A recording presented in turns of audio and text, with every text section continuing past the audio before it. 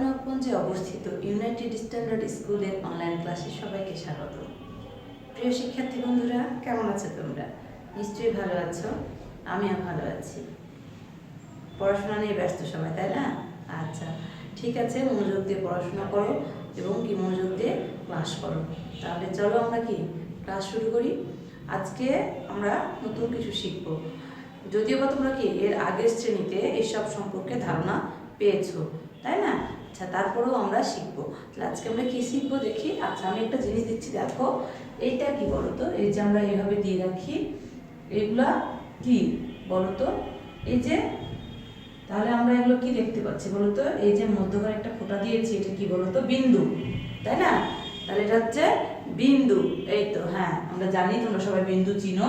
তাহলে হচ্ছে কি, দেখো এই ফোঁটাগুলো হচ্ছে কি, এক একটা ফোঁটা হচ্ছে কি বিন্দু। তাহলে বিন্দু আমরা কাকে বলছি? তাহলে বিন্দু কাকে বলছি বলো তো? তাহলে এর কি দৈর্ঘ্য নাই, প্রস্থ নাই, উচ্চতা নাই, কিছু নাই, তাই না?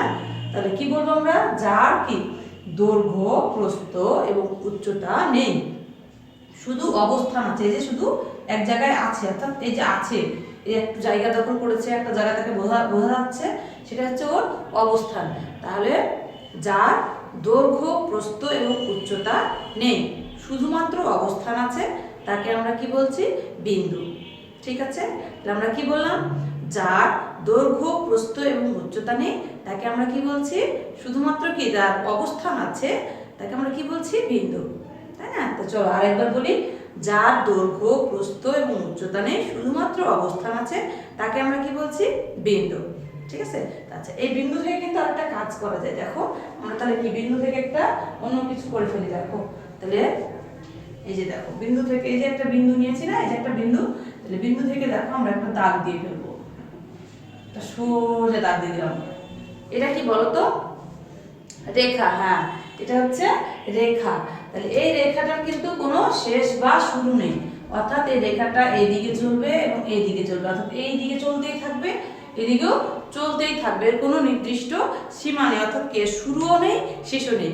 কিন্তু আমরা যদি কোনো অংশ ধরো এই যে কেটে দিলাম, অর্থাৎ কি এটা শুরুর বিন্দু হয়ে গেল, এখান থেকে কি আমরা রেখাটা ধরে নিতে পারি, অর্থাৎ এই শুরুর বিন্দু থেকে এই যে অসীমে চলছে, এটা কি হবে?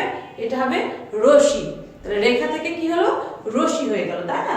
আচ্ছা, তাহলে আমরা একটা রেখা, তার বিন্দু থেকে কি করছি আমরা? অসংখ্য, একটা বিন্দু থেকে কিন্তু অসংখ্য রেখা আঁকা যাচ্ছে। এই যে একটা বিন্দু দেখো, এই যে একটা দিলাম এইদিকে, এই যে একটা দিলাম।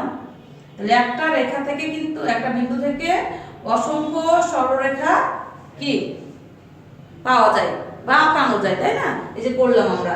আচ্ছা, এবার আমরা কি বলছি তাহলে? রেখা। তাহলে রেখা, এই যে দেখো আমরা কি করলাম? একটা সোজা দাগ দিলাম আর একটা বাঁকা দাগ দিলাম, দুটোই কিন্তু রেখা। ঠিক আছে? আচ্ছা, এবার হচ্ছে আমরা এটা হচ্ছে রেখাটাকে বলবো কি, যার শুধুমাত্র দৈর্ঘ্য আছে, যার শুধুমাত্র দৈর্ঘ্য আছে, প্রস্থ এবং উচ্চতা নাই, সেটাকে হচ্ছে আমরা কি বলবো? রেখা বলবো। ঠিক আছে? আচ্ছা, এবার হচ্ছে যে রেখাটা কি সোজা পথে, সোজা ভাবে চলে, সেটাই হচ্ছে সরলরেখা, আর যেটা বাঁকা ভাবে চলে সেটা হচ্ছে বক্ররেখা। রেখা কয় প্রকার হলো? রেখা দুই প্রকার, তাই না? কি হচ্ছে? সরল রেখা এবং কি হচ্ছে? বক্ররেখা, তাই না? এই যে দেখো, এটা একটা সোজা, এটা হচ্ছে কি সরলরেখা, তাই না? এটা সরলরেখার মতো দেখতে। ঠিক আছে? অর্থাৎ কি, তাহলে কোনো বইয়ের পৃষ্ঠা, সেটা হয়তো আমরা সরলরেখা হিসেবে ধরে নিতে পারি। তাহলে এই যে তোমাদের একটা কি বই, এই বইয়ে দেখো একটা পৃষ্ঠা, এই পৃষ্ঠার কি এই যে সাইড আছে, পার্শ্বটা আছে, এটাকে আমরা কি হিসেবে ধরে নিতে পারি? সরলরেখা হিসেবে। ঠিক আছে? তাহলে আমরা জ্যামিতি নিয়ে পড়ছি, জ্যামিতির কি পাচ্ছি, ধারণা নিচ্ছি, সেখানে আমরা কি শিখলাম? তাহলে হচ্ছে কি বিন্দু, তাই না? তাহলে আমরা এখানে কি শিখছি আজকে? বিন্দু। তাহলে বিন্দুটা কি? এটা হচ্ছে বিন্দু, তাই না? তারপর আমরা কি শিখলাম আজকে? রেখা। তাহলে হচ্ছে রেখা, রেখা হচ্ছে কি এইটা একটা রেখা, এইটা একটা রেখা, তাহলে হচ্ছে এটা কি সরল রেখা, এটাকে আমরা কি নাম দেব? সরল রেখা, তাই না? সরল রেখা। আর কি এটা হলো? বক্ররেখা, তাই না? বক্র রেখা। ঠিক আছে? তাহলে আমরা সরল রেখা এবং বক্ররেখা চিনলাম। আচ্ছা, এবার বইয়ের পার্শ্ব থেকে যে আমরা একটা একটা পৃষ্ঠার, তাই না, একটা পৃষ্ঠার একটা পার্শ্বটাকে কি বলছি আমরা, কি রেখা, সরলরেখা, তাই না। আচ্ছা এবার দেখো একটা বই নিয়ে এসেছি আমি তোমাদের, এটার কি দেখো, এই যে দেখো এটা হচ্ছে দৈর্ঘ্য, ঠিক আছে, এটা হচ্ছে কি দৈর্ঘ্য, এটা হচ্ছে কি এই সাইডটা হচ্ছে প্রস্থ, আর এই যে দেখো এই যে পুরোটা দেখতে পাচ্ছ এতটুকু উঁচু, এই যে দেখো সাইডে, দেখো এটা সাইডে, এটা হচ্ছে কি উচ্চতা বা পুরুত্ব, ঠিক আছে, উচ্চতা বা পুরুত্ব, ঠিক আছে। তাহলে একটা বইয়ের আমরা কয় দিক দেখতে পাচ্ছি, তাহলে হচ্ছে কয় সাইড আছে, অর্থাৎ কি এই যে উপর, তারপরে কি নিচ, তাই না, তারপর দেখো এই পার্শ্ব, এই পার্শ্ব, এই পার্শ্ব, এই যে সামনের এই পার্শ্ব, আবার এই পার্শ্ব, তাহলে হচ্ছে যে এই সাইডগুলোকে দেখতে পাচ্ছি এগুলো হচ্ছে তল। তাহলে আমরা কি একটা এটা কি একটা এটা ঘন বস্তু, তাই না, তাহলে একটা ঘনকের কি আমরা বাইরের যে অংশটা দেখতে পাই সেটাই হচ্ছে কি তল, তাই না।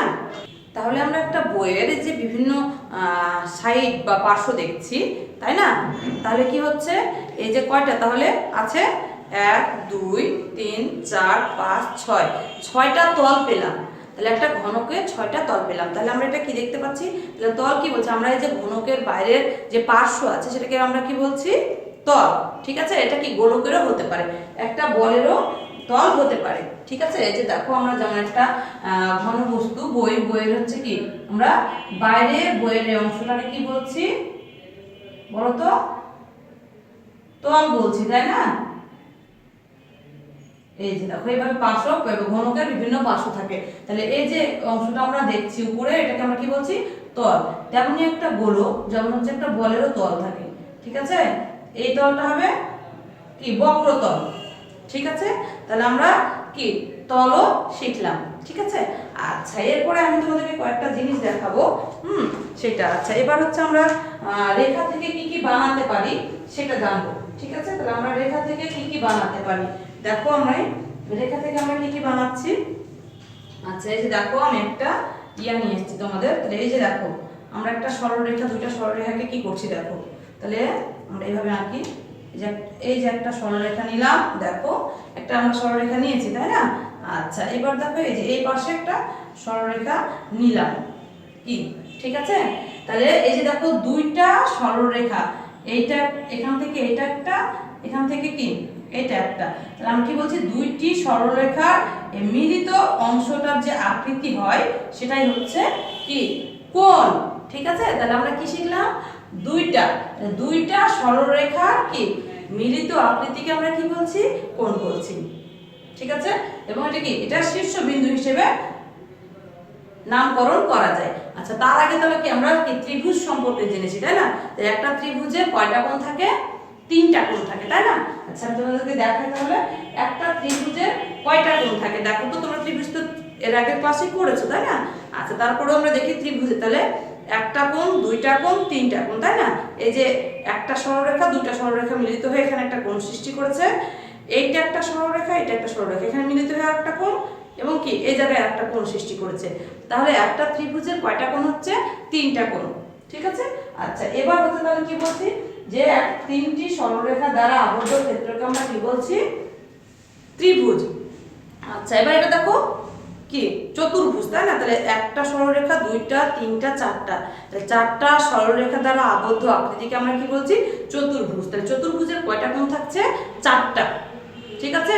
চতুর্ভুজের কয়টা কোণ থাকছে, 4টা, ঠিক আছে। আচ্ছা এবার হচ্ছে আমরা আরেকটা জিনিস দেখবো কি যে দেখো এই যে এটা হচ্ছে কি আয়ত, তাই না, এটা হচ্ছে আয়ত। তাহলে আয়তক্ষেত্র কি 4টা কোণ আছে, তাই না। তাহলে আমরা হচ্ছে কোণ সম্পর্কে জানলাম যে কি কোণটা কি বললাম, তাহলে আমরা যে দুইটি সরলরেখার মিলিত আকৃতিকে আমরা কি বলছি কোণ বলছি, তাই না। তাহলে কি কোণের আকৃতি বিভিন্ন রকম হতে পারে, ঠিক আছে। তাহলে আমরা কি বলছি কোণ। তাহলে আমরা চলো এবার হচ্ছে কি আমরা তাহলে বইয়ে যাই, দেখি এবার তোমাদের বইয়ে কি দেখো আমরা এই যে দেখো 106 পৃষ্ঠায় কি আছে, জ্যামিতির ধারণাতে বিন্দু, রেখা ও তল। তাহলে আমরা বিন্দু, রেখা ও তল জেনে গেলাম যে কি ছিল, ঠিক আছে। আচ্ছা এবার হচ্ছে আমরা কি বিন্দু, রেখা ও তলের ধারণা পেলাম, এবার আমরা কি কোণ, দেখো তার পরের পৃষ্ঠা আছে কোণ সম্পর্কে ধারণা, ঠিক আছে, তাহলে আমরা কি বলছি যে কোণ কাকে বলছি, তাই না? তাহলে আমরা কোণ বললাম কি, দেখো এই যে কি দুইটি সরলরেখার মিলিত আকৃতিকে আমরা কি বলছি, কোণ বললাম। আচ্ছা, কোণটা এটা একরকম হতে পারে, এরকম হতে পারে, কোণ এরকম হতে পারে, ঠিক আছে? কোণ কি বিভিন্ন ধরনের কোণ হতে পারে, কোণের আকৃতি বিভিন্ন রকমের হতে পারে, ঠিক আছে? তাহলে আমরা কি দেখলাম, এই যে দুইটা দেখলাম, তারপরে কি এরকম হতে পারে, এরকম হতে পারে। তাহলে এই যে এই আকৃতিগুলোকে আমরা কি বলছি, কোণ বলছি, ঠিক আছে? তাহলে তার মধ্যে কি আমরা সবগুলা, তাহলে এটা হচ্ছে সমকোণ। তাহলে এই যে দেখো এটা হচ্ছে সমকোণ, তাহলে 90 ডিগ্রি, অর্থাৎ 90 ডিগ্রি সমান সমকোণ হয়। তাহলে এই যে কোণটা আমরা সোজাভাবে পেয়েছি, এই পুরোটাই হচ্ছে কি 90 ডিগ্রি, এটাই হচ্ছে কি সমকোণ, ঠিক আছে? তাহলে আমরা কি জানলাম, সমকোণ। আচ্ছা, তোমাদের বইয়ে আর কি দিয়েছে, সূক্ষ্মকোণ। তাহলে এবার দেখো এই যে একটা সমকোণ করেছি, তাহলে এই কি বলছে, এই যে একটা সমকোণ, এই এক সমকোণ থেকে কি হচ্ছে, আচ্ছা এটার নাম লিখে দিই আমি, সমকোণ। তাহলে এই যে আমরা সমকোণ পেলাম, এই সমকোণ থেকে যদি ছোট হয় তাহলে এই অ্যাঙ্গেলে হলো, বা এইভাবে হলো, তাহলে সমকোণ থেকে ছোট কোণকে আমরা কি বলছি, সূক্ষ্মকোণ। তাহলে আমরা কি বলবো, যে এখানে কি পেলাম, সমকোণ থেকে ছোট কোণকে আমরা কি বলছি, সূক্ষ্মকোণ। কি খাতা কলম নিয়ে এসছো? তাহলে আমরা কি লিখবো এবার দেখো, তাহলে আমরা সমকোণ থেকে ছোট কোণকে কি বলছি, আমরা সূক্ষ্মকোণ, ঠিক আছে? আমরা কি জানলাম, তাহলে সমকোণ থেকে ছোট কোণকে আমরা কি বলছি, সূক্ষ্মকোণ। আচ্ছা, এরপরে তোমাদের বইয়ে আরেকটা কোণ দিয়েছে কি, দেখো স্থূলকোণ, ঠিক আছে? তাহলে আমরা আরেকটা কোণ সম্পর্কে জানবো কি, স্থূলকোণ। আচ্ছা, এই যে আমরা সমকোণটা দিয়েছিলাম যে এখান থেকে এই পর্যন্ত, এটা হচ্ছে কি এইটুকু, তাই না? এখান থেকে এইটুকু হচ্ছে কি সমকোণ। তাহলে এবার সমকোণ থেকে ছোট কোণকে আমরা কি বললাম, সূক্ষ্মকোণ। এবার হচ্ছে আমরা কি করব, সমকোণ থেকে, এই যে সমকোণ থেকে বড় একটা কোণ আঁকবো, দেখো। তাহলে এই যে সোজা থাকলে কি হতো, এটা সোজা থাকতো, তাহলে এটা কি সমকোণ থেকে কি বড় হয়ে গেছে, অর্থাৎ এখান থেকে যদি আমরা এদিকে দিই বা এই পর্যন্ত দিই বা এই পর্যন্ত দিই, তাহলে এখান থেকে যে কোণগুলা সমকোণ থেকে বেশি হবে সবগুলোই কি হবে, স্থূল কোণ। তাহলে সমকোণ থেকে বড় কোণকে আমরা কি বলছি, স্থূল কোণ। তাহলে আমরা এখানে হচ্ছে যে একটা স্থূল কোণ এঁকে নিই, তাহলে এটা হচ্ছে কি স্থূল কোণ, ঠিক আছে? তাহলে আমরা কি জানবো, স্থূল কোণ, তাই না? সমকোণ থেকে যে বড় কোণটা হবে, তাহলে এই যে সোজা দাগ দিলে, এই পর্যন্ত দাগ দিলে কি হতো, সমকোণ হয়ে যেত, তাই না? তাহলে সমকোণ থেকে বড় হচ্ছে, তাহলে আমরা এটাকে কি বলছি, স্থূল কি কোণ, ঠিক আছে? তাহলে আমরা কি, আচ্ছা তাহলে আমরা অনেক কিছু জেনে গেলাম আজকে কোণ। আচ্ছা, তোমাদের কি বইয়ে কি আর কোণ সম্পর্কে আমরা পরবর্তী ক্লাসে আরো কি অনেক ধরনের কোণ সম্পর্কে জানবো, ঠিক আছে? তাহলে আমরা পরবর্তী ক্লাসে আরো কোণ সম্পর্কে জানবো। আচ্ছা, তার মধ্যে আমরা আজকে আরেকটা জিনিস তোমাদেরকে দেখাই আমি, এইটা কি বলতো, বৃত্ত, তাই না? তাহলে আমরা হচ্ছে কি এই যে গোলাকারে বস্তুটাকে কি বলি, বৃত্ত বলি, তাই না? তাহলে বৃত্তটাকে কাকে বলছে, ধরো একটা এই যে নির্দিষ্ট বিন্দু, একটা নির্দিষ্ট বিন্দুকে কেন্দ্র করে সমান দূরত্বে যে বক্ররেখা কি তৈরি হচ্ছে সেটাই হচ্ছে কি বৃত্ত, ঠিক আছে? তাহলে গোলাকার এটাকে বলছি আমরা বৃত্ত, ঠিক আছে? তাহলে আমরা আজকে অনেক কিছু ধারণা পেয়েছি, চলো আরেকবার জেনে নিই আমরা কি কি জানলাম আজকে। তাহলে আমরা প্রথমে জানলাম হচ্ছে কি বিন্দু। তাহলে বিন্দু কাকে বলছে, যার কি, বিন্দু কাকে বলছে, যার দৈর্ঘ্য প্রস্থ এবং উচ্চতা নেই, শুধুমাত্র অবস্থান আছে, তাকে আমরা কি বলছি, বিন্দু বলছি। এবার তারপরে জেনেছি কি রেখা, যার কি শুধুমাত্র দৈর্ঘ্য আছে, প্রস্থ এবং উচ্চতা নেই, তাকে আমরা কি বলছি, রেখা বলছি। রেখা কয় ধরনের, রেখা দুই ধরনের, তাই না? সরলরেখা এবং বক্ররেখা, তাই না? তারপরে আমরা ধারণা পেয়েছি কি রেখা থেকে কি একটা বিন্দু থেকে কি অসংখ্য রেখা কি বানানো যায়, তাই না? তাহলে হচ্ছে একটা বিন্দু থেকে অসংখ্য রেখা তৈরি করা যায়।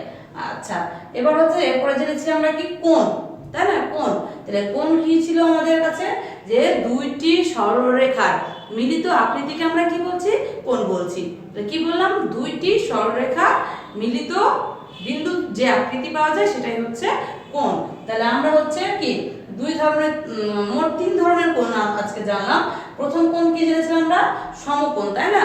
যে কি সমকোণ 90 ডিগ্রি সমান সমকোণ, ঠিক আছে?